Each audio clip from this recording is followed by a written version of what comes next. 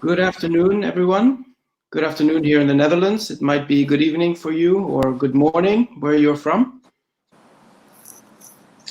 As we wait a few minutes to let everyone in, I invite you to make use of the chat. Please introduce yourselves. You can say hello on the chat. Please write your name, where you're from, and we can have a bit of a chat before we start in a few minutes.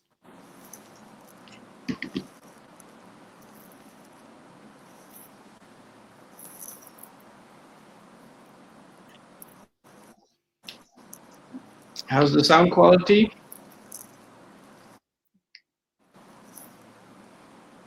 Can you hear me well?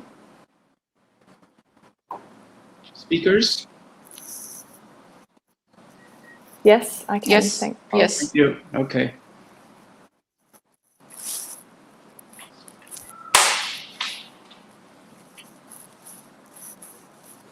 So once again, for those of you joining us, welcome to this webinar. As we wait a few more minutes to let everyone in, please feel free to write your name and your place where you are based in the chat so we get to know you. We can see who's joining us today. We'll be starting in about a minute or two.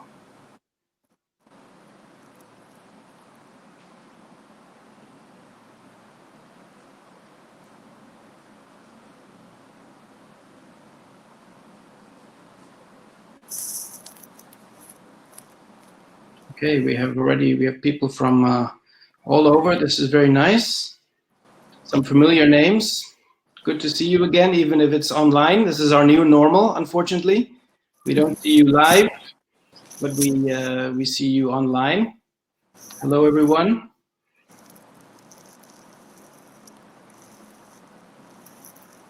Indonesia, Kosovo, Kenya, Australia, Philippines, Tokyo, Indonesia, India, Philippines, Ghana.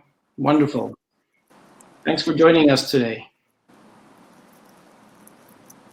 Can you just let us know if you see the slideshow? Can you see the first slide? Someone can just write a message on the chat if you can see the first slide.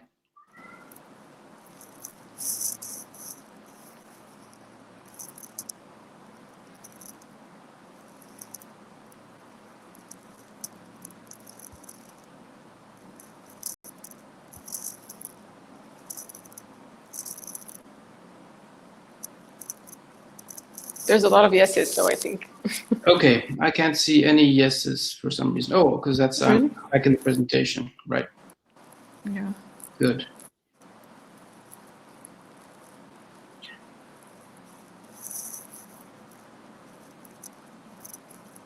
Okay, well, one more time before we start, feel free to introduce yourselves on the chat. Welcome. Just say hello on the chat, who you are, where you're from, and we'll get started in a minute.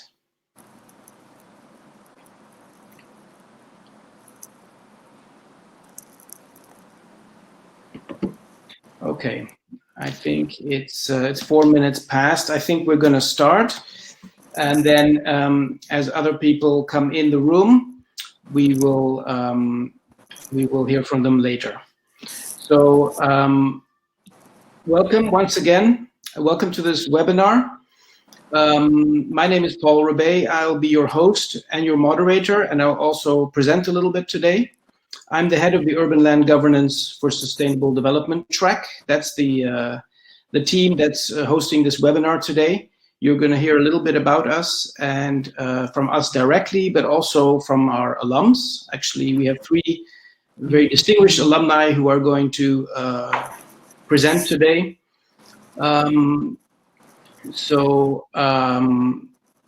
As you all know, we're from the Institute for Housing and Urban Development Studies, IHS, at Erasmus University in the Netherlands.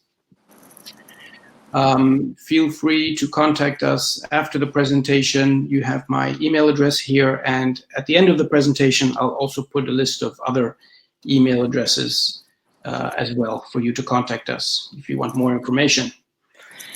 So for today's event, we have a program that's going to last between 1 hour and 15 minutes and 1 hour and a half. I will give a 10-minute introduction to the subject of urban land governance. What is it exactly? And why is it important when we talk about sustainability? And then I'm going to introduce our three speakers, the three alumni from the ULG SD track. I will introduce them one by one before they speak. After the three speakers have finished, we have a few minutes for a Q&A session. So you're welcome to ask your questions and your comments. Actually, put them in writing. I'll explain that in a minute. During that Q&A session related to the presentations of the three speakers. And then we'll have a second part which will focus more on the actual urban land governance and sustainability track. And also after that second part, we will have another Q&A session where you are welcome to write your comments or your questions. So before we start, I just wanted to explain the rules of the game. Please mute your microphones, otherwise we get a lot of interruption for the speakers. As I said, you are welcome to ask questions or to make comments during the Q&A sessions, but please do so via the chat. I will then read out these comments on the chat as we during the Q&A session. And because we have limited time, I will reserve the right to kind of skip over some comments if we have some of the same comments or questions. After the webinar, if you have questions, as I said, please write to us, contact us, and you can note these email addresses. And there will also be a final slide which has those, which have additional email addresses. Okay, let's start. So the subject for today is land governance and its links to urban sustainability. Why is land governance a prerequisite for sustainable development? So let's start with a definition. When we talk about land governance, we talk about the decisions that are made about access to land and the use of this land and the manner in which these decisions are implemented and enforced and the way that competing interests in land are managed.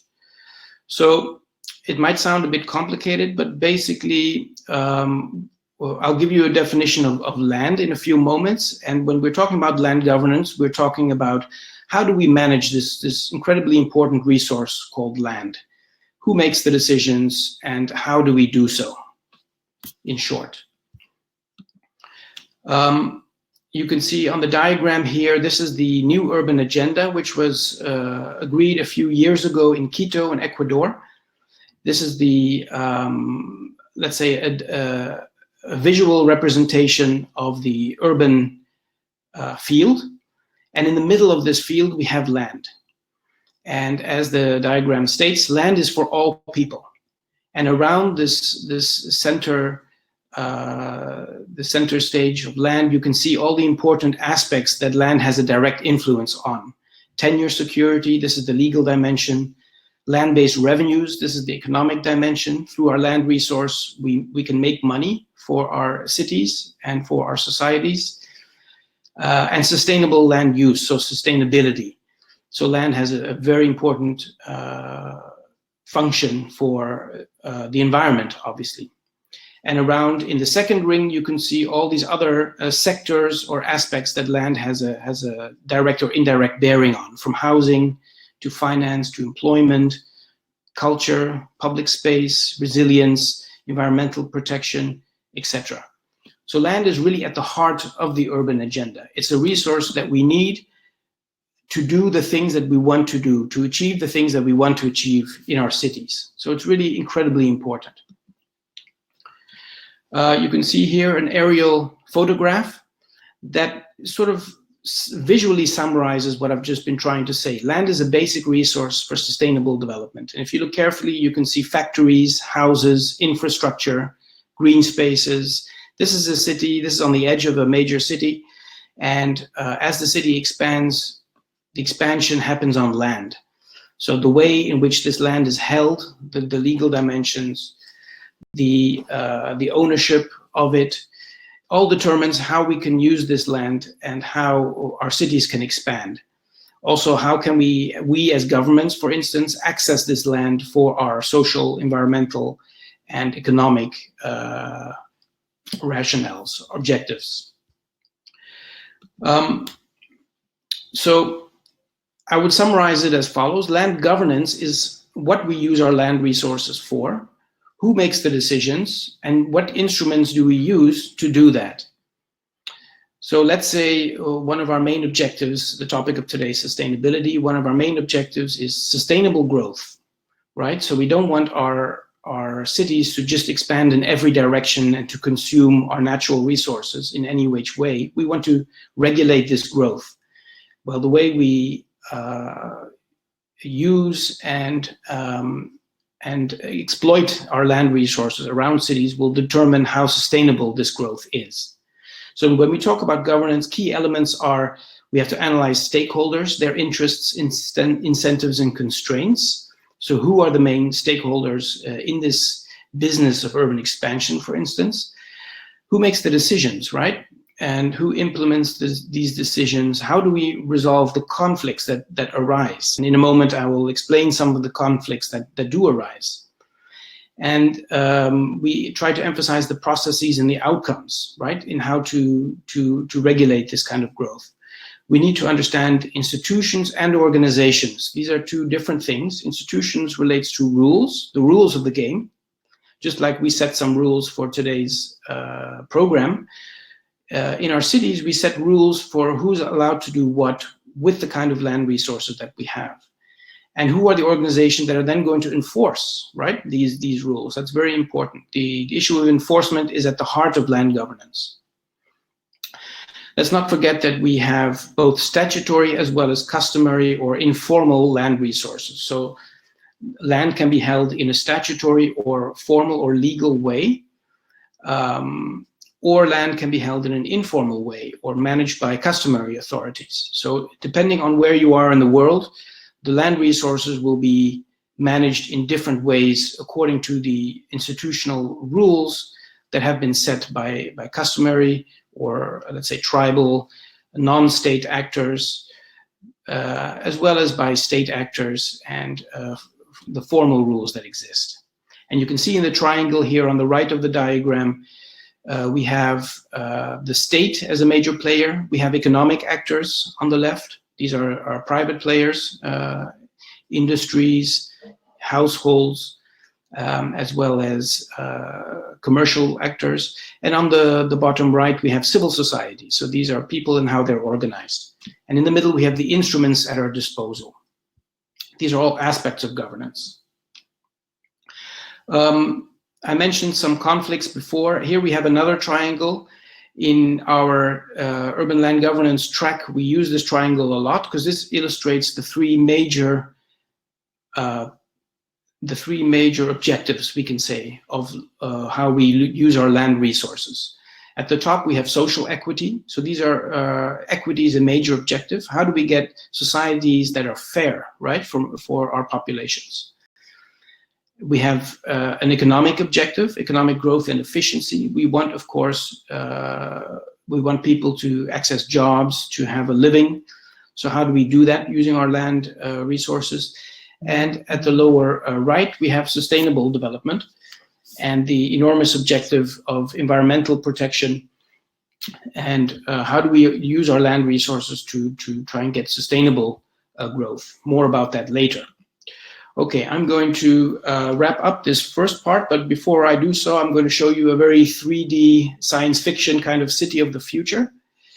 And just to illustrate that when we talk about land, what do we actually talk about? It's important to know that land is not just the physical surface on which we stand and sit. It's not just surface land, but it's also, we also talk about air rights. So how high up can we go in our cities? Do we have the right to build skyscrapers? And then we have water. Water is a major component of this track within the master's program, water and natural resources. As you can see here, 70% of the planet is actually made up of water, and a lot of this water is inseparable from the land. So when we talk about land, we have to treat land as in an integrated way with water and natural resources. And when we talk about natural resources, what do we mean? You can see here a picture of a mangrove forest. That's a perfect example. These are forests of all kinds that exist even on the outskirts of our cities, right? These are very invaluable natural resources. So in this track, we have a very holistic view of what land is. Land affects water, and water affects land in all kinds of ways. My time is up, so I'm going to end here. I'm going to introduce the first speaker. Before I do so, I'm just going to say that you will have access to these presentations later if you want. Just write to us, and there you can see in a bit more detail the things that I'm skipping over. So I'm very pleased to introduce our first speaker. Our first speaker is Carl McKeeling, and his nickname is KP. We call him KP. KP graduated from the previous batch, as all the speakers are today. They're from the previous batch of the Urban Land Governance track within the master's program. So KP is based in the Philippines, and he currently works as a development management officer based in Mindanao, which is in the southern Philippines. So KP, it's great to see you again. KP is going to talk to us about opportunities of land-based tools at the policy level related to a post-COVID strategy. So that's very relevant for us today. KP, the floor is yours, and you have 10 minutes. And after these 10 minutes, I will pop up in my video again. All right. Good evening, everyone. So I'll just go directly to my presentation. For my part, I will be sharing learnings from urban land governance and relate to insights from my experience of doing policy advocacy. But before anything else, all the views expressed are of my own and personal opinion, and it does not represent or reflect official views of IHS or any of the organizations that I am associated with. All right. So Balik Probinsya, Balik Pag-asa program is a recently institutionalized post-COVID strategy through the issuance of Executive Order 114. In a nutshell, it wishes to control the rate of urban growth in Metro Manila and not urbanization per se, by encouraging people to move out of the urban metropolitan and return to their provinces. And with this, I will examine aspects to look out for pertaining this urban decongestion strategy and vis-a-vis the context of Mindanao. I would like to start by saying that land and its resources are obvious in a sense that it appeals to the senses, like you can touch, see, taste, hear. But it always comes with these fine prints. For the benefit of those who are not familiar with Philippines or Mindanao, Mindanao is the southernmost, one of the three major islands of the Philippines, and Metro Manila is actually the capital. Unique to Mindanao is that it is tri-people. You have the indigenous people or the Lumad, the Muslim Filipinos or the Moros, and Christian settlers. Mindanao is actually rich in resources and has vast lands, but is mired with historical injustice. Take a look at this one. If you look at the history of Mindanao, the first people to actually inhabit Mindanao are the Lumads and Moros. In 1898, you have a population density of 14 people per square mile, and at the turn of the 21st century, it becomes 134. And to further dissect the composition of the population, the original inhabitants, the Lumads and Moros, were significantly reduced to 8% and 20% respectively. There could be a lot of factors such as the evangelization and the Spanish and American occupation, but the major driver for the population boom are actually land policies that encourage people to come to the land of promise or Mindanao. It's partly political to suppress the rebellion triggered by farmers' clamor for greater and more equitable land resources, but also actually it's also economic because the land of promise, Mindanao, provided business and substantial returns given the demand for food and agricultural products. This leads me to my next point. My next point is that in terms of land supply and demand, you cannot produce land. Kudos to the Dutch for their mastery of poldering, but not everyone can do such technology. Next is that you cannot buy land and transfer it to another location. Lastly, land in a sense is indestructible. That's why it's the only asset that does not depreciate. In a sense, because the environment deteriorates. This then paints land as precious for all its limitation. In the Philippines, there exist national policies and laws for recognition of both individual and group rights in the rural areas, the strength of which depends on the classification of the land, alienable and disposable, forest, protected, and national parks. Just a side note, the Philippines has the Indigenous People Rights Act, and I think is one of the first law passed by a country that officially recognizes claims of the indigenous people to their ancestral or customary land. In the study of Rabanera on governance of agricultural lands, ancestral domains, and aquatic resources in the Philippines, land tenure has a lot to do with equitable and sustainable development. For example, occupants of alienable and disposable lands enjoy full ownership rights, while those occupying other kinds of lands are given usufructuary and possessory rights. So for people occupying A and D, for people occupying non-A and D, there is no systematic recognition of their land rights. So for example, in Mindanao, what the figure says is that the parcels in Mindanao are actually larger compared to the national average. However, it accounts almost half of the total estimated untitled parcels in the Philippines. Untitled in the Philippines. An interesting result actually is that despite this, transactions surrounding land have quite a traffic. It does not actually prevent people from transacting lands. As a consequence, investments and land markets become restricted and susceptible to arbitrary pricing. Onerous contracts skewed towards those who have capital and indiscriminate use of land resources. Which connects me to my third point. Taxes and land regulation supposedly compensate market failure. Why? Because taxes are a way of taxes are a way of sharing profits, specifically in the increase of value in land yielded by public externalities like roads, bridges, and or public privileges like giving exclusive land use rights or zoning ordinances or planning. Now, an interesting note is that the World Bank has recommended that there should be focus on inclusive development in rural and remote areas and economic integration rather than an oversimplified across the board public expenditure criteria. Curious as to why? All regions except the National Capital Region are actually depending on fund transfers, or we call it the internal revenue allocation. I computed the fiscal performance in 2018, and you would see at the second column, all of the local governments actually need fund transfer to operate. They cannot solely depend on local taxes and revenues. The plot thickens when you take a look at realizing high potential of Mindanao economy. 6 out of 10 jobs are agriculture related. A lot of its agricultural products are exported all over the world. In a rapid assessment conducted by the Food and Agriculture Organization of United Nations, agri-products often end up in the agri-market chain located in highly urbanized cities. And amidst COVID, the value chain outlook remained favorable. However, despite the promise of agriculture, it's not contributing as it should be. Mindanao's growth path failed to build on the main comparative advantage, agriculture based on smallholders. And we go back to the previous slides of land tenure. On top of that, Mindanao has an estimated of over 1 million, or about 1/3 of all farm workers who are landless. Because agricultural growth has not been strong, millions of individuals have turned to the informal services sector where jobs are low pay, low skill, and low productivity. In the ultimate analysis, what emerges is of workers who escape an unproductive agricultural sector in depressed rural areas. This is notwithstanding issues of armed conflict, insecure tenure, and no capital. They flee these areas, they vie for better paying jobs in urban areas, and in urban areas, there are not enough jobs, not enough resources. And so you begin a new set of vicious cycle resembling the ones that they are fleeing off. This is supposedly which the Balik Provincia program anchors.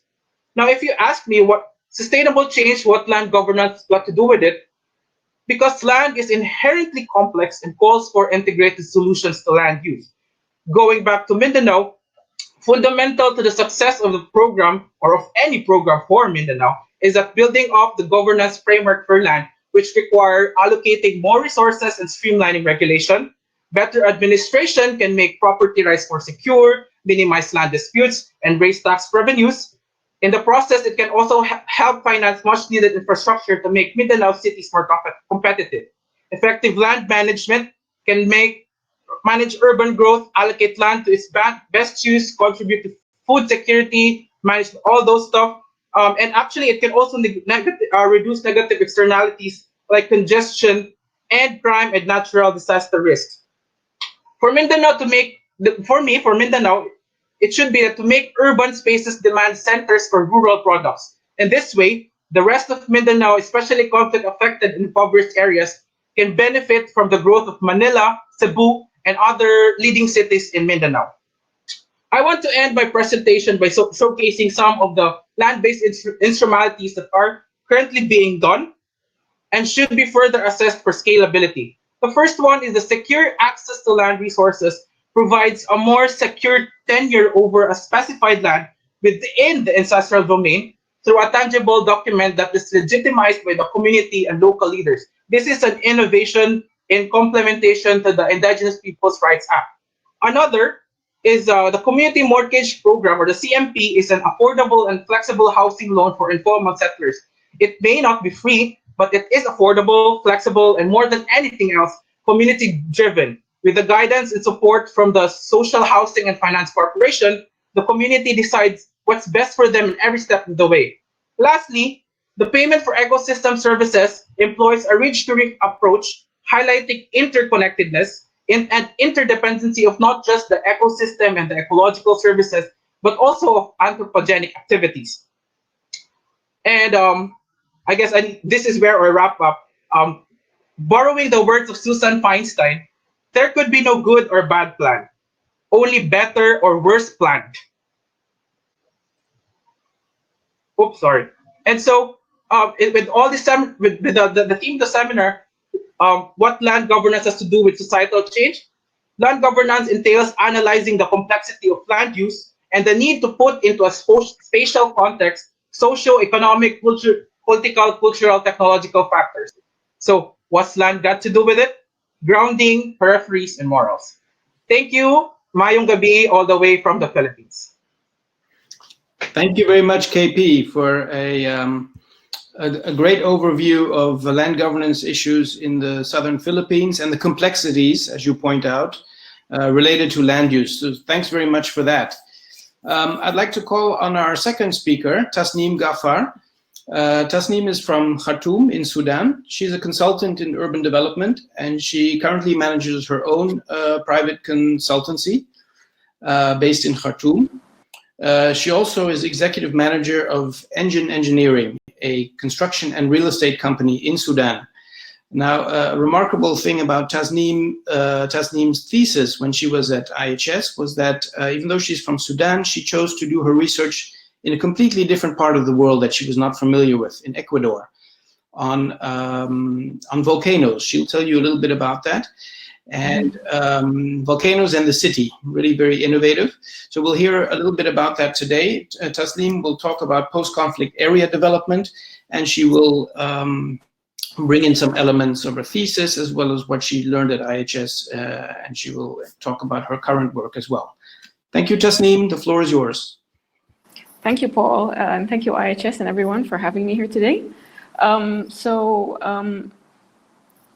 Today I'm going to give you a quick idea about what urban land governance looks like in action. So Paul and KP gave us, I think, a pretty good overview about what land governance is. So in general, what land governance is how we manage this huge resource that we have. So the earth itself and land on it is where we live as human beings, where we take most of our activities. So how we share this very rich resource between us as human beings, and how we distribute it and how we use it and how we manage it is, in a very simplistic way, what is meant by land governance. And that can include from the scale of countries, so how we divide as countries this land between us and what that entails in terms of economic and legal issues, and then how we zoom in bit by bit to land within rural areas, which is vast lands with less people, and to urban land, which is usually a concentrated piece of land where we have to share a lot more resources. And I'm going to talk about 3 cities. The first city that I'm going to talk about is Palu. Palu is an island in Indonesia. I see a lot of people from Indonesia with us today here. And it was a project that we did during our specialization. And Palu is the capital of Sulawesi Island. You can see this recess where it is, and it has a very unique location. So what happened in Palu, it's a very beautiful island, and it used to be a touristic attraction. But then in 2018, a huge earthquake hit the coast of Palu, and it caused a tsunami, which meant that the waves of the sea reached 5 meters high and washed through into the city, and that led to huge devastation and destruction within the area. These are some images of what happened, and it wiped out all of the beautiful coastline and the waterfront of the city, and it also caused damage even deep within the shoreline. So it caused something called land liquefaction, where you can see on the left 2 images of one of the areas where the soil practically turned into water, and the houses and buildings drowned into the soil. So it was a very devastating disaster. So our project was to propose how we can rebuild Palu. It was a group project, and it was done by all of the ULG students. So how can Palu rebuild itself back better? And in order to accomplish that, the main vision included incorporating 4 very important principles. So how can we use different interventions to do more with less within the limited resources that were available in a short period of time? How can we regenerate better outcomes? And what are the opportunities that we can find within this disaster? So bringing everyone together, all of the stakeholders to solve issues that they had before and issues that they're seeing now. And what type of adaptation methods are we going to implement within this new proposal that accommodate future risk that might occur in the city? And also, how can we be flexible in that approach? So what type of approach can we provide in order to, what type of different scenarios are we looking for, are we planning for that might occur in the future? So the proposal was divided into 4 main sections within the area. So we had the coastal zone, which was most hit, and we had the areas that were liquefied, and we had relocation areas proposed for relocation for people from different areas. And then there was a reclamation site that was a project that was already taking place on the coast before that.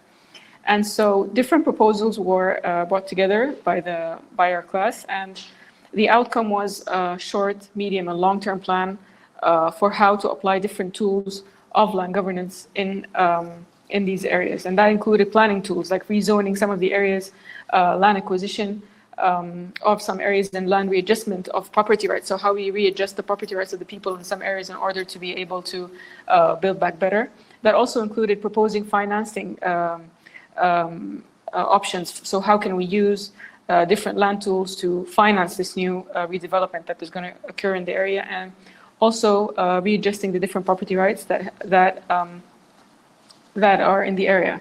And I think the general outcome that I personally got from this project was how to really break down a very complex project into manageable parts, sections, and then how we need to integrate sustainability within all of that proposal.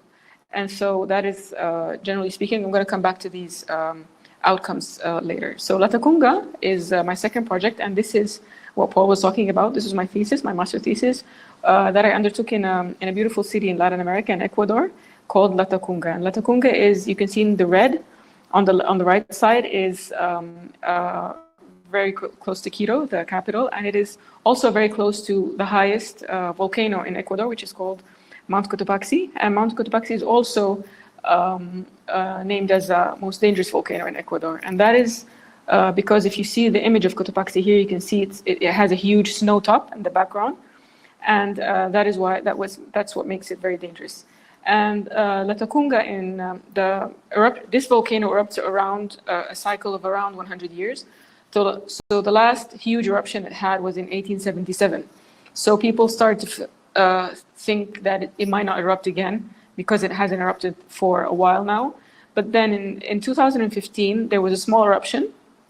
It was visual, and there was a warning that was called out on the radio, where people started leaving their houses and everything because there was a warning that there was a big enough eruption. And why this was very dangerous for the city was that if Cotopaxi erupts a big enough eruption, the snow on the top of the volcano melts, creating something called lahars. And lahars, you can see here in the middle picture, this is another volcano that also produced lahars, are very strong flows of snow, melted snow or water, mixed with the volcanic debris. And this moves very, very fast, and it moves through waterways in the cities. So a lot of these cities are built around water.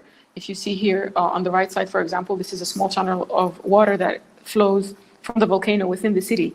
But if the snow melts, this becomes very high, and it covers, you can see in the left, it can surface and cover huge tracts of land. And you can see the rock in the middle. This rock was moved by the previous lahars. So it is very forceful, it's very strong, and it's very dangerous. And that's why this makes this case very interesting, especially because lahars, if we put them in the middle, combine three different types of management sectors in the city. So it's about, lahars are about managing water, generally because they're a combination of water and other debris, but it's also about risk management. So managing the risk of this disaster if it occurs. And they're, of course, because they occur on land, it's also about managing land. So combining these three was the main objective, and to see how these three work together, and to see how people living in these very dangerous areas, how they're reacting to the situation, and what type of protection strategies are taking place. So that was the main objective, to understand this is the risk area. You can see in red that was demarcated after the 2015 eruption. So this was demarcated by the city's local government, and it was demarcated by the local government and people. All of the people, the building rights and the land rights of the people living within these areas suddenly changed after that. And so this was like a trigger for the people to demonstrate and to demand for their rights. So the main conclusions after that visit and after my study was that these people do have some type of evacuation plan. They have personal evacuation plans and strategies that they apply in order to protect themselves. So everyone has some idea in the back of their mind that, okay, if it does erupt, I'm going to stay in a risk area, but if the volcano does erupt, this is what I'm going to do. The third project is an application project. It's actually a proposal that we prepared, and it's here in Sudan. This was after I graduated, and it's in a part of Sudan, the west of Sudan, in southern Darfur. It's in a place called Jabal Marra. This is Jabal Marra. It's also a volcano, but it's a dormant volcano, and it is one of the most fertile areas in Sudan. So what was unique about this case was that Jabal Marra is the highest area in Sudan, and this area is very fertile, like I said, and a lot of people, most of the population rely on agriculture. But it has been an area that's subject to conflict since 2003. So there's been a long war taking place in this area. And because of that, a lot of people have been displaced, and also a lot of the natural resources have been devastated, and the agriculture base itself have been devastated. So this project was that humanitarian aid has finally been able to reach this area in particular, in eastern Jabal Marra, and they wanted to understand more how they can, what type of help they can provide in this area in order to increase and develop better livelihoods and resilience and natural resource management for the people in this area. And they were focused on four main themes. So developing agriculture and livestock, and how to better manage the natural water resource, and how can livelihoods be better produced and livelihood assets better created, and how can we achieve more social equity by gender protection and understanding the different social groups that reside in this area. So what made this project interesting was that if we zoom out a bit of Jabal Marra, eastern Jabal Marra is a rural area, but it's also close to, or relatively close to, two urban centers, which is Al-Fashir in the north and Niala in the south. And these two urban centers have been directly impacted by what was going on in all of the region. And we can see here the different linkages that we have between the rural and urban area. So there is a lot of shared social capital. You have families that part of them are in the rural area, part of them are in the periphery, and part of them are in the city itself. So that creates a lot of opportunity for the movement of social capital. And also there is access to markets. So whatever development that occurs in agriculture, for example, in Eastern Jabal Marra is going to need access to markets in order to better develop the value chain. So these markets are usually based in cities. Niala has one of the biggest cities in that region, and it's an international market. So that market is a center of different markets within Africa. So also it has an airport which extends, and the main train station is there, so it also extends to other parts of the country. So we can see all of these different opportunities between if we create and if we invest and really look more deeper into what are the different urban and rural linkages. So how can we share development between rural and urban by using the assets that we have in the rural area from food production and, for example, in the case of Jabal Marra, the touristic potential, the agricultural potential, but also how can we make the best of what we have in the cities. So how can we find a shared solution between both of them? And if we try and apply some of the lessons that we learned from the PALU project, for example, how can we do less with more and build back better and seizing this opportunity to do these things differently this time? And also, what are the land-based tools that can help us? What type of taxation systems, what type of different land-based financing instruments are available for us to help build better infrastructure and better linkages between these two? And also, I think one of the very important lessons that we learned from the PALU project was really defining what resilience means within a particular context. So resilience was very different in PALU than it is in Eastern Jabal Marra. What exactly does it mean here and how do we identify it?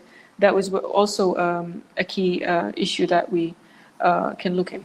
So I personally had different challenges after finishing my thesis and coming back and bridging these two. We can talk about more later in the discussion. But I think, yeah, that's generally it. Thank you very much. Thank you very much, Tasneem, for, I think, 3 very interesting case studies and how land resources, land governance sort of ties them together in a post-conflict and a post-disaster setting. Very interesting in how you connect all these. So thanks very much. Thank you. I'm going to introduce our third speaker, Bridget Salmon. Bridget is based in Australia. Bridget is a senior policy advisor at the Department of Environment, Water, Land and Planning. She has an urban planning background. And then, of course, she did the land specialization within our master's program. And but she still continues to work in the university sphere as well, besides her government work, where she teaches on statutory planning at the RMIT University in Australia. So Bridget's going to talk to us today about the challenges of continued commodification of land, and she's going to analyze different Australian private and public policy tools seeking to counter this trend. And if I remember correctly, Bridget, your thesis was on financialization in London. Very challenging topic in a city which has lots of it going on. So we'd love to hear from you on this topic today. So Bridget, the floor is yours. Thanks so much, Paul. And thanks for KP and Tasneem's wonderful presentations, and for IHS for inviting me to speak, and for everyone attending for staying to listen. I've only got a short 10 minutes with you all, and I feel like my talk is perhaps a bit more high level in the sense that I'm going to take a step back and have a discussion about why land is unique and why it's really important to recognise that within the context of land governance, but also within the context of economic theory.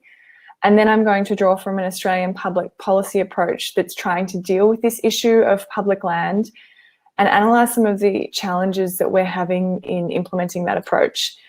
And I've got 2 key messages, which you can easily read there on the presentation, but I'd also just like to echo Carl's sentiments and say that none of my opinions shared in this talk represent the organisation that I work for. So, to start with, for some of this information will not be new to you, but I really feel like it's important to refresh our understanding of why land is a unique commodity. and why it can't be treated the same as other commodities. So I thought I would use a universally recognised beverage, a can of Coca-Cola, to emphasise this point. So I've got 4 key points. So Coca-Cola is made in a factory. Production can be increased or it can be slowed depending on market conditions. Land, as KP mentioned, cannot be made in a factory. It has a finite supply and a fixed supply, unless, of course, you're the Netherlands, which, if you do the land specialisation, get used to that joke being made all the time. Coca-Cola is substitutable. If I go to my local shop to grab a can of Coke and it's not there, I can grab a Pepsi or a Fanta, or even if I want to be really healthy, I could grab a sparkling water. Whereas land, no 2 parcels of them are the same, and therefore I cannot substitute one for the other. I can't exclude others from drinking Coca-Cola or accessing Coca-Cola. If I buy a can of Coke, this does not exclude someone else from purchasing it. If it was the last one in the store, maybe someone else would have to wait a few days for that supply to increase, but ultimately they have access to the same product. Whereas if I own land, in most circumstances, I can exclude others from accessing that land by virtue of purchasing it. And obviously I'm talking in a more formal setting here, formal institutional setting. And so by purchasing that land, I've prohibited another entity from being able to access it. And the 4th point I'd like to make is that, or distinction I'd like to make, is that land can do nothing and increase in value because of investment that occurs outside of its boundaries, primarily public investment, such as footpaths or bike paths or a new public park.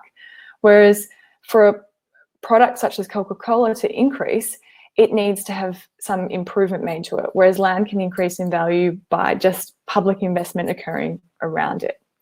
So why is this important to know? So the point to be made here is that these characteristics of land make it unlike any other commodity, but also, in most circumstances, make it something that people or companies like to have because it is unlikely to decrease in value, and in many instances will increase in value without that owner having to make any improvements. The unique elements of land make it something that's easy to monopolise and results in significant power disparities between those who own land and those who do not. When we're thinking about housing in particular, if landholders are able to monopolise the market due to expansive ownership and make it uncompetitive, this very easily shuts out others from being able to access well-serviced land and results in the type of spatial injustices we see across cities everywhere.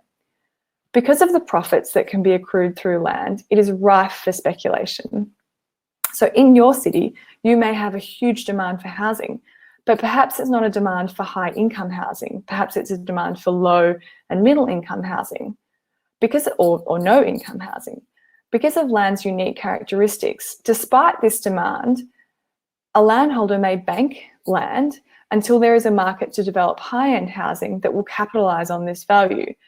Or they may hold on to the land while demand is increasing and sell it 5 years later at a higher price without having to invest in it, just because there is a demand for a scarce resource. Raquel Rolnick, the former UN Special Housing Rapporteur, says that speculation is creating value from the possibility of creating value. And this is what happens with land all the time. This is also an important reminder that thinking about housing policy without understanding the land component just does not work. Many economists and public policy officials have forgotten this unique component of land, which has resulted in severe inequities in cities around the world, with land increasingly being used as a tool to increase unproductive wealth and result in huge power disparities between those who own land and those who do not. So I guess you're probably wondering why this is relevant for public land specifically and public policy. So when government owns land, it has the power to address inequalities that result from private property ownership, but also when it has administrative and political capacity, which are obviously important, to introduce reform, it can set limitations on the ability of wealth and power that can be generated by a landholder. If we think about climate change, when certain land is protected from being privatised, government can put measures in place to address impacts of climate change, particularly, for an Australian example, in association with rising sea levels. If you look at that middle image there of with the heading that says coastline along southwest Australia. That's actually my hometown. It's a beautiful part of the world, but the private property boundaries run right up to the edge of that coastline, which has been slowly eroding over many years. And there are that coastline is right near an estuary, and there are huge issues with the data predicting that when a weather event occurs, the sea level rise and storm surge will result in that land being permanently inundated. Now, there are solutions to address this issue, but because of the private property factor, sorry, I'm just going to glass of water. Because of the private property factors, we're now, instead of government being the holder of this land, they now have to negotiate with something like 50 different landholders who are nervous about the impact of, one, climate change and the value of their land, but also not willing to think about a part of their land being compulsorily acquired in order to address that climate change problem. So they're really stuck in a pickle. And it's a really good example of why predicting future needs of land that needs to be held is obviously very challenging, but one in which, if not done appropriately, you can find yourself in similar circumstances.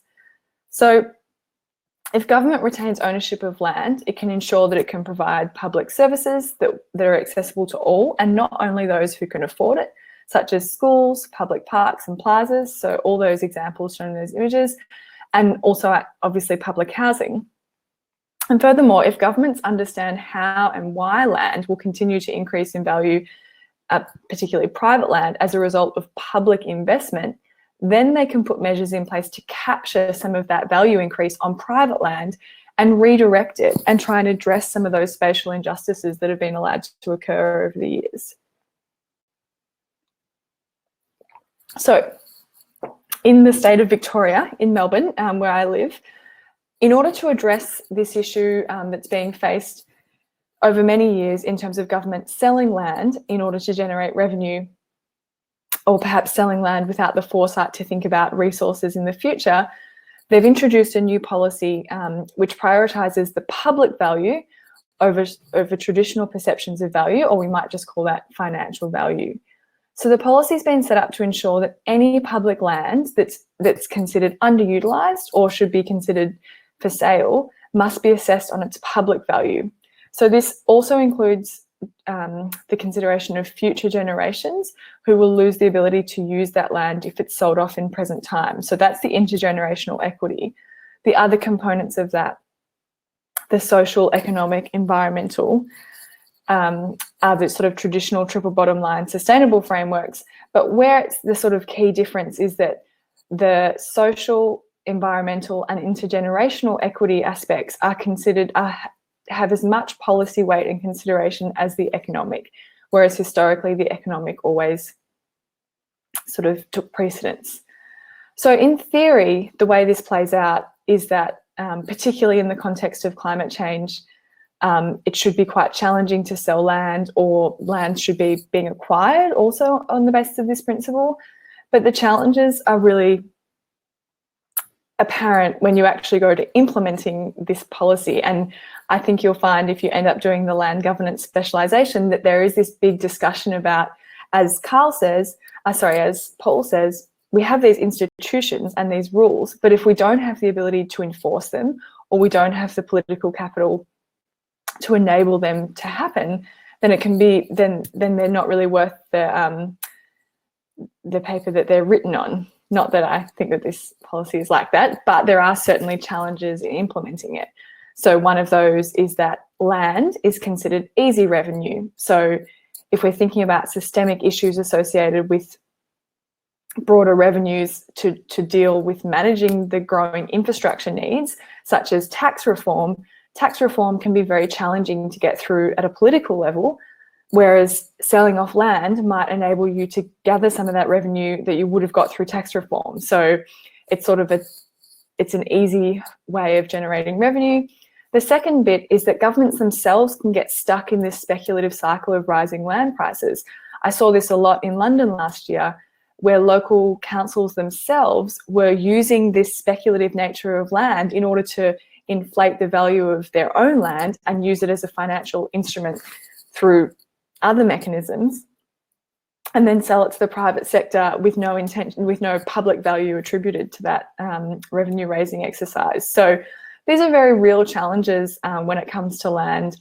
And I guess what I would like to say is that if you don't understand the economic components of what makes land unique, it's very hard to fight against these. I mean, it's challenging in most circumstances, but having the power and the knowledge of understanding land's unique qualities definitely armours you with a greater chance of fighting back against some of these policy challenges. So just a few other policy mechanisms that are being implemented or trialled is land value capture, which I quickly mentioned just before.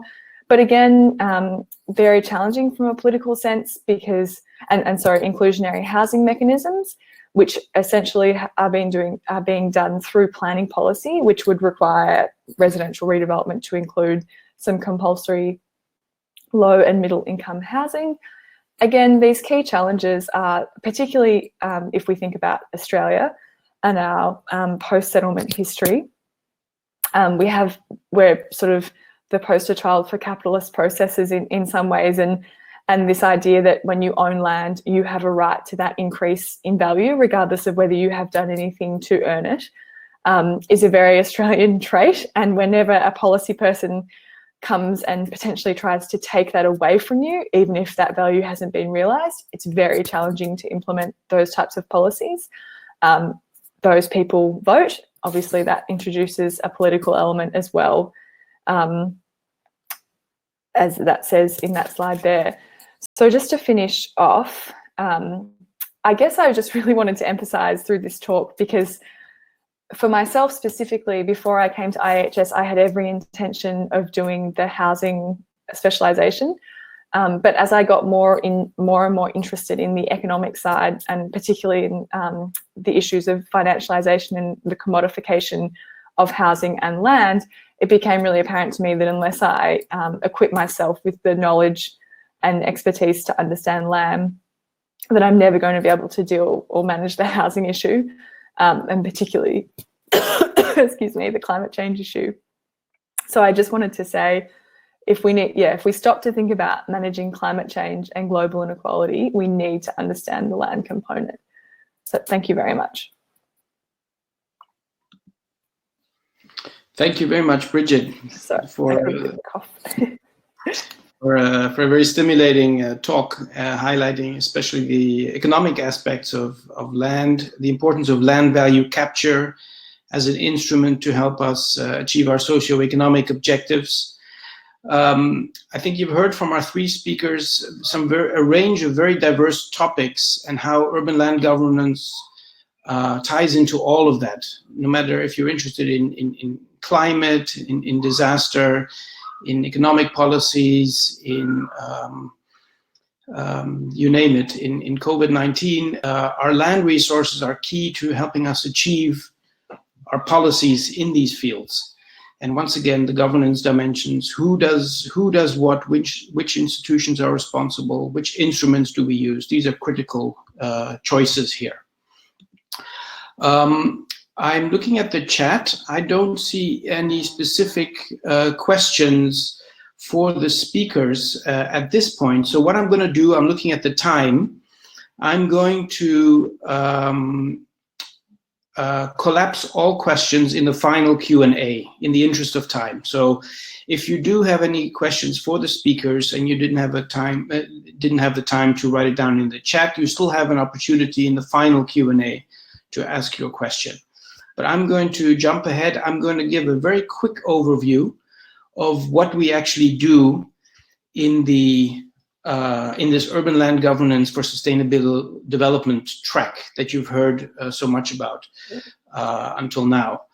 Time does not permit me to go through this whole presentation, but this presentation will be made available to those of you who would like more detail about what we do, what is our approach in this track within the master's program.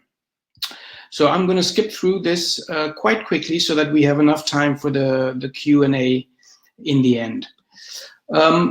Who are we? So this is our team. I'm in the middle there, but as you can see, we have a core team of 5 people.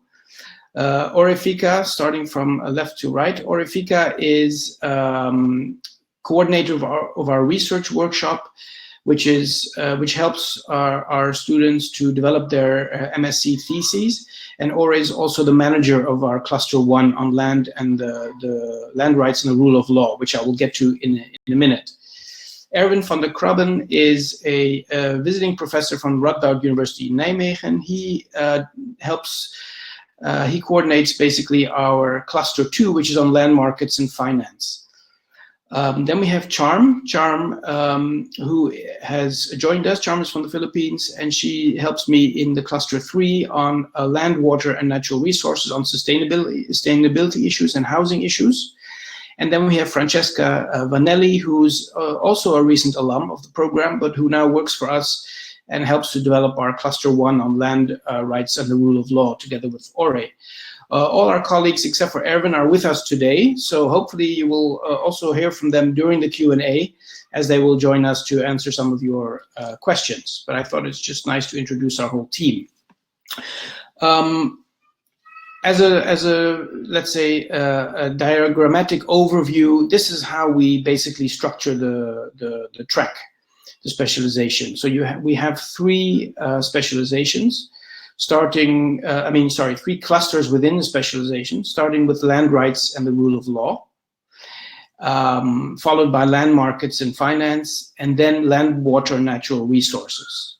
These seem like very separate topics, but actually they're not. They're connected in multiple ways. They're connected through the instruments that we use to achieve objectives in each of these dimensions. They're connected by the governance dimensions. And you will see many of the cross-cutting themes coming back during these three dimensions in the urban land governance track. Now, this slide, I'm not really going to go into all of these topics, except to say that you can see from the range of topics under each of these clusters what we actually cover. From property rights, land use regulations, land laws, issues of conflict and corruption in Cluster 1, to issues of public-private partnerships, land markets, how do they work, what are the instruments that we can apply to make them work, to market incentives and developer obligations in the second cluster, to sustainability, resilience topics in the third cluster on land, water, and natural resources, topics of adaptation, transformation, and post-disaster rebuilding. So all the environmental topics will come up in Cluster 3, but they will also come up in the other clusters as well. In this track, we really believe that you don't just learn from theory or from lectures. So we put together a program which is very hands-on. Having said that, we emphasize practice, but we do believe that you should know the theories out there to be able to engage with them, to critique them, to use them whenever necessary. So we really believe in a combination of theory and practice. Besides lectures, we have a number of excursions in this urban land governance track. We visited a number of projects. We have land court debate, we have workshops, we have consultations with experts, negotiation games, and a GIS workshop to provide our students with a range of different methods to learn about urban land governance. I mentioned our core team before. We have a number of external partners. These are municipalities from across the Netherlands, Amsterdam, the new town of Almere, Rotterdam, where we are based, and Nijmegen, which is home to one of the biggest Room for the River projects in the world, actually. We work with the water experts in Delft, IHE Delft, and the University of Amsterdam, the Free University of Amsterdam. And up here you can see the logos of 3 Indonesian government entities. And these are the entities that we do our final assignment for in the track, and I'll get to that in a moment. I'm not going to cover these following slides. You will, if you're interested, you will be able to study this in more depth later on when you get the presentation. But feel free to ask us about the specific topics and our approach within these clusters during the Q&A session. And what I'm going to suggest is that for those of you who are interested to apply to our program, If we run out of time during this webinar, you're free to join us after the end of this webinar and to ask your specific questions that you may have about this track and the master's program. I'm just going to say that I mentioned earlier that we believe that we go beyond lectures and theory, and one aspect of this is that we make our students work on real-life cases for real-life clients on real-life issues. And this is particularly stimulating, I think, in a master's program, where students don't usually have an opportunity to do that. And the two cases that we work on are in Nigeria and in Indonesia. So here you can see a picture of Makoko, which is a landless slum in Lagos. And this assignment, which is a workshop on the redevelopment of Makoko in Lagos, in a very active real estate situation. The question is, what do you do with an environment like this, with a settlement like this built on water? So here the land and water issues really come together. What are the options for redeveloping a settlement like this in a mega city like Lagos? Our second assignment, and here you heard about this from Tasneem, this is about Palu in central Sulawesi, Indonesia. So Palu was struck by an earthquake and tsunami a number of years ago, and is now in the painful process of rebuilding after this disaster. And when a city like this rebuilds, questions are, where do the people go? Who has to be resettled? What areas are safe? What areas are unsafe? Tasneem mentioned the land that was partially liquefied after the disaster. So there's huge parts of the city where people cannot return to and live and do their businesses. So these have to be resettled, but resettled in a safe way. And it affects not only their rights, but also the rights of people where these people have to be resettled too. So a large number of complex issues come together, similar to what I think KP was talking about, these layers of complexity come together in this assignment. And this is a real-life assignment for 3 government entities in Indonesia: the central government, the provincial, and the local government agencies. We've been doing this assignment now for 2 years, 3 years, and every year it's different because, of course, the city develops after a disaster in a post-disaster setting. So every time the advice will be different. Finally, this is just a snapshot or a selection of some of our other alums over the years. You heard from 3 of our alums, the speakers today. This gives you an idea of what our other alumni have been doing for their theses in the last few years. And you can see it's a huge range of topics, ranging from public green spaces, peri-urban land development, sponge cities in China, which is a new form of development, urban development to try and better absorb water, inclusionary zoning in the US and Colombia, real estate markets in China, transfer tax and betterment charges in Ecuador, land and property taxes, Kenya, Tanzania, Indonesia, and of course land value capture, which is a very important instrument to help the public sector and citizens gain the value of increasing land values for public benefit. So I hope this inspires you when you think about the own research that you're interested in doing as part of your master's thesis. I'm going to stop here to allow some time for a Q&A. Please write your comments in the chat. I will read out your comments or questions, and then either I will try to answer your question or address your comment, or I'll turn it over to my colleagues who are also with us on air here. If you have questions for the speakers, please also feel free to ask them or to write your comment here. So don't be shy, write your comment in the chat. And in the meantime, as you do so, you can see on this screen a number of email addresses if you would like more information.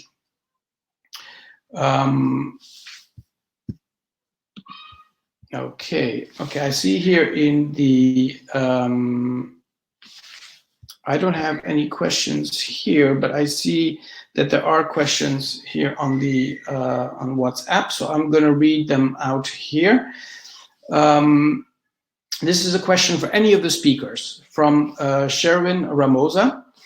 The question is, what are the obstacles in implementing strategies for land governance? Okay, this is a very big question. Obstacles in implementing strategies for land governance.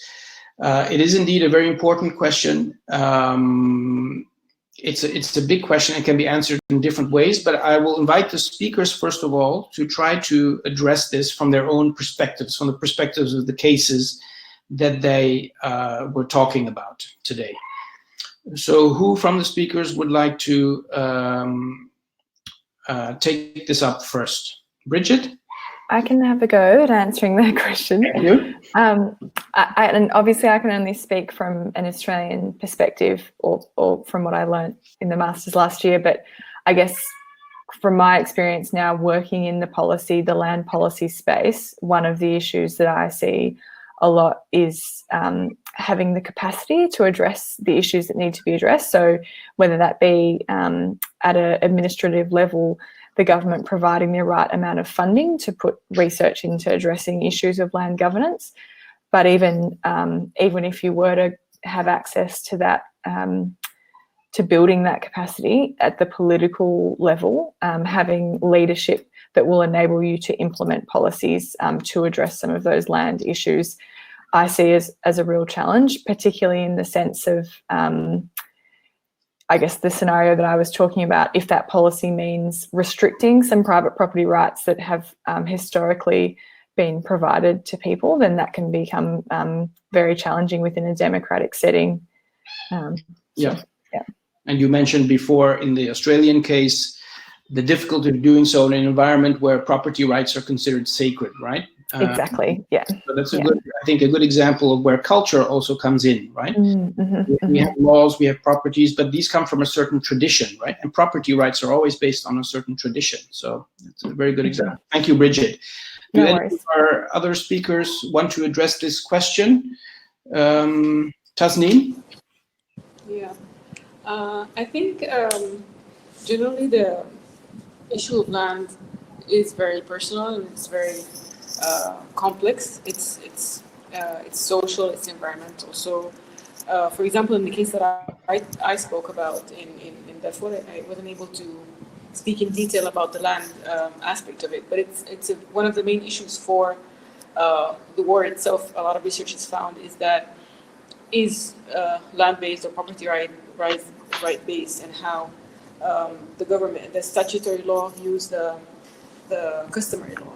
And so I think because after the conflict is over, being able to resolve all of these detailed issues has to have some type of agreement or social agreement. So I think it's similar to what Bridget was saying, but it's a lot about sharing. So being able to share the rights between the different parties. So how are you going to convince people to make these types of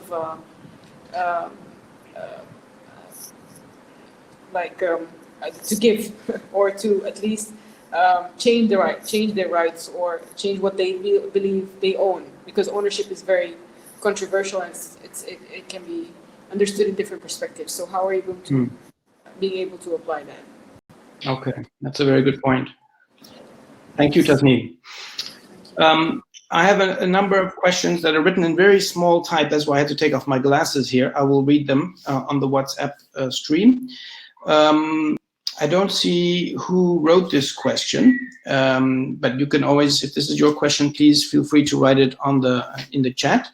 With growing population, how can land be managed keeping in view intergenerational sustainability? That's a great question related to our topic of sustainability. That's one question. And then and then there's a more specific question. What are inclusionary housing mechanisms that can be implemented in a third world country where land is scarce? Okay, let's try and see if we can address the first question first. With growing population, how can land be managed keeping in view intergenerational sustainability? Any of the three speakers, feel free. Hello, Paul. Ore, hi.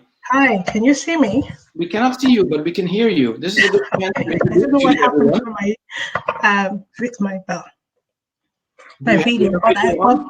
What? Do you have your video on? It's meant to be on, but well, you can hear me. That's what's important. In terms of intergenerational sustainability, I think it's very good question. Yeah. And one of the things that we have to think, first of all, is I think one of the most dangerous things that can be said is we have always done it this way. I think that is a very dangerous thing, and especially when you deal with sustainability issues with land. I think it calls for a rethink of old problems and looking for new solutions to that, more innovative solution, and definitely more inclusive. We found out what happens when we do not include all sectors of society in planning and development issues. If we want there to be intergenerational accessibility and usefulness of land in people's social, economic, environmental usefulness, then we have to really rethink how we do things and make sure that we involve as many people as possible. One thing we've noticed now, especially for the youth, if you look at a lot of young people cannot afford to own property. So when they were younger, but the age their parents owned their first house, it's actually moved 10 years in advance now. You have people owning property later in life. And this is really shows there's a shift in terms of affordability and accessibility and exclusivity in owning property. So basically, what is important is really to ensure that we look for models that actually is targeted towards sustainability, is targeted towards looking for new ways to solve old problems, and making sure that everybody is involved and carried along in the planning and development and governance process. Good. Thank you, Ore. Ore, please stay on the line, because there's a question here. What are inclusionary housing mechanisms that can be implemented in a third world country where land is scarce? Ore teaches about inclusionary housing in the cluster 1 in our track. You do a lot of work on inclusionary housing. So how would you answer that question? What mechanisms can be implemented in developing countries where land is scarce? Actually, that's a very good question as well, because especially where land is scarce, inclusionary housing is quite important, because scarcity means that there is scarcity and increased demand means that there is increased land prices, which actually excludes more people. So the idea of inclusionary housing is actually using economic windfalls to be able to provide for on profitable land users. And to do that, especially in developing countries, if you find what's happening, there's aggressive urbanization taking place, and aggressive development. And if you look at in Mumbai, if you look at Jakarta, if you look at Tanzania, and if you look at Lagos, the land prices are competing with land prices in the Western world, and maybe even more expensive. For Accra, it's really unbelievable how the land prices have increased. So that means that there is economic windfall. There is a possibility to actually tap into these economic gains and say, look, developers, if you're going to be benefiting from incremental land prices and real estate development, what we need to do is that make sure that you also give something back to society. You also give something back, especially to the marginalized, the vulnerable, the weaker part of our countries and our cities. So how can it be done? My advice is to use the existing policy. There's no need to reinvent the wheel. The existing policies, property taxation has been used across the world, and especially in the United States of America, for example, to finance school districts, for example. So basically, you can use property taxation to provide social amenities, roads, and different kinds of infrastructure. And you can use existing instruments, existing tools to do that. So first of all, start with what you have and see if it's the right instrument to capture increment in value and able to redistribute it to society. Okay, thank you, Ore. I have two questions here for Carl from the Philippines, KP. I will ask you to answer them together if you can, KP. The first is, are the land valuation approaches different in Mindanao? Are there specific land value approaches in Mindanao, I guess? Or have these been different during this global crisis when you relate them to the Balik Provincia program that you were talking about? In other words, have they been adapted somehow for this program? I think that's the first question related to land valuation approaches. The second question is that has the Balik Provincia program that you were talking about, so back to the provinces, giving the provinces new hope, have they helped to minimize COVID-19 incidences in Mindanao? Why or why not? If you can take these together, please. Okay, and actually there's a third one, and it's also addressing the third question. Okay. It's actually very common for us, and even us who have been working with the program, to mistaken Balik Provincia program with another program, which is the Hatid Provincia program. I know it's confusing. What's in the name? It's really confusing. But the Hatid Provincia program is the ones that in the Philippines we always see in the news, wherein returning OFWs and returning people from other cities to their provinces. They turn out to be positive and all that. So that's actually a different one, because Balik Provincia program is a post-COVID strategy. And technically it's supposed to roll out when the state of national public health emergency has been lifted. And so far, it hasn't been lifted yet. So to tell you honestly, it's still in the stage wherein, for example, I work particularly for the Mindanao. So in Mindanao, it's still at the level of working with the local governments as to how to best establish pilot towns. There has been already 4 local governments who have expressed their views. So that's it. Just to clarify that Balik Provincia is different from the Hatid Provincia. About the land valuation, it's actually one of the major one of the major findings in the result of the land governance assessment framework, that with or without COVID, land valuation has been very problematic. It's in terms of the procedures, it's the same as throughout the rest of the world. I know the Philippines, throughout the rest of the Philippines, but the circumstance is very different. For example, in Mindanao, there are a lot of outdated schedule of market values. Some of it as some has schedule of market values, meaning prices of land, since 1993, 1994, 1996, and it hasn't been updated yet. And according to the result, the study, it will take around 50 years to really settle all this land valuation if business as usual. So, and what's contributing to this one, as what we have been talking about, is really the complexity, the layering of the segmented sectoral administration of land. You have different agencies for water, for ancestral domain, for forest, even for titling and all that stuff. So the result was published 2017. So I'm really looking forward as to what has happened maybe 5 years after it. Okay. So thank you very much, KP. I think we've run out of time for the regular questions. I'd like to thank everyone who joined us and who submitted their questions for the regular session. I'd like to thank our 3 speakers once again for their inputs and for their very stimulating presentations on various aspects of urban land governance. For those of you who are interested to apply to our program in urban land governance for sustainable development, I invite you to stay a bit longer. We can stay a bit longer in this webinar to answer your questions, to try and address any comments or any questions that you have. So feel free to stay on.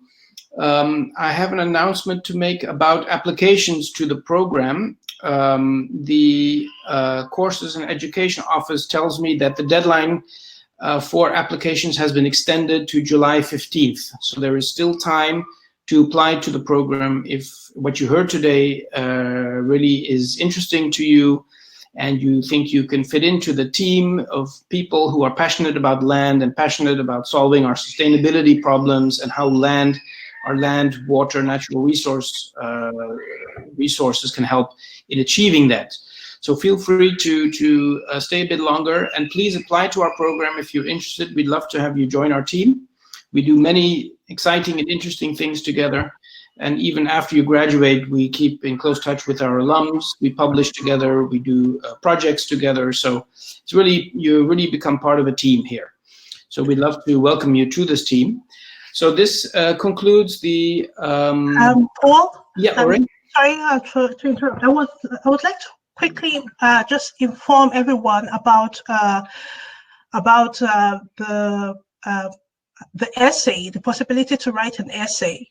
So basically, based on everything that has been going on with the climate change issues, with the COVID-19 situation, IHS, the Institute for Housing, Urban and Development Studies, has given a tuition waiver to study urban land governance. And it's not only a very important issue with the current climate that we're in, but it's also very urgent.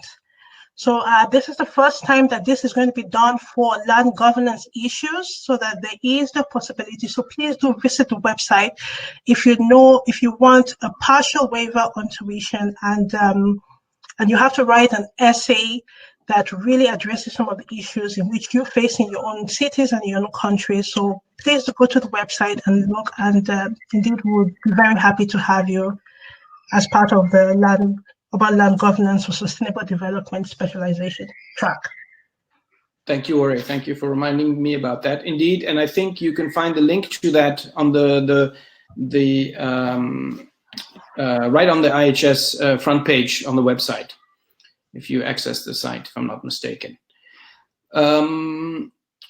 It looks like I cannot read any chat messages here. So if my colleagues can help me, if there are questions, then please let me know and I can read them out loud. If any of you have any questions about the program or like more information, this is your chance. Please send us a message. Okay, I'm going to take my glasses off again to read.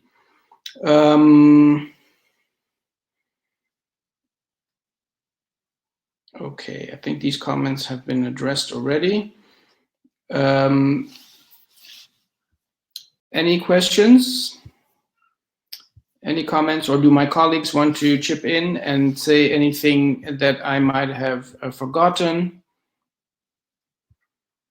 Or I would add, so far I see a lot of thank yous, which is very nice. Thank you also for attending. I would add that anybody who has questions later can email at courseinquiries@ihs.nl. It's also on the slide. It's on the screen. So this is an email you can always reach us at. And of course, all the emails of the ULG team. Exactly. Yeah. So all the email addresses that you see here, feel free to contact us. And as Stefana said, the IHS Courses and Education Programs email for more general questions. Please do contact us. And there's 2 more weeks or at least till July 15th to apply to the program if you are interested. And for the essay question contest, likewise. Okay, I think if that's the case, I'm not seeing any more chat messages here on my screen at least, and not on the WhatsApp. I think we can close. I'd like to thank everyone who joined us today from all 4 corners of the world. Thank you very much. I saw South America, Brazil, Africa, Philippines, Australia, Europe. Thank you so much, everyone, for joining us. It was, unfortunately, we couldn't see all of you, but I'm glad you joined us, and I'm glad we had a chance to talk about urban land governance for sustainable development. As Ore said, this is really an important topic in this time in our history. Thank you once again, and hope to see you in person at IHS. So without any further ado, I'm going to close it here, unless my colleagues have anything else they want to say. No. Okay. Bye, everyone. Bye. Bye.